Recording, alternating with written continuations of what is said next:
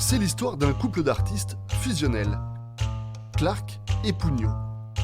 Elle, inspirée par le théâtre, peint une ambiance, plante le décor. Lui vient photographier la scène avant qu'ils ne la retravaillent ensemble pour créer un écrin pour leur modèle. C'est l'atmosphère qu'on cherche, c'est pas la perfection, c'est pas... Il y a des aberrations d'ombre, il y a des... on voit tout de suite effectivement que c'est un montage. Au contraire, on le revendique. Ce qu'on veut, c'est que tout d'un coup, notre imaginaire s'échappe. Qu'on regarde l'image et qu'on puisse partir, qu'on se dise pas justement « Ah ben non, là, c'est pas bien ». Non, si la photo est réussie, c'est que l'ambiance est réussie. Nous, on met en place, et puis après, le modèle s'approprie, le regardeur s'approprie.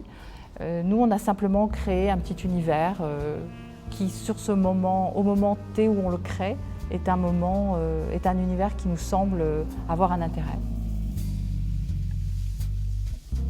Mélancolique, onirique, mystérieuse, une œuvre toujours colorée quand le théâtre et la peinture se rencontrent autour des jeux de lumière.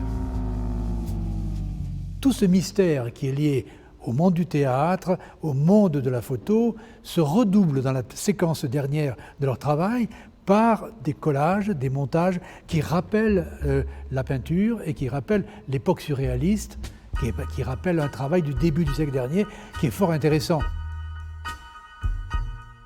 Pendant de longues heures, ensemble toujours dans leur atelier, au dernier étage de leur maison, Clark et Pugnot donnent vie à des mises en scène, à des illusions où tout semble possible.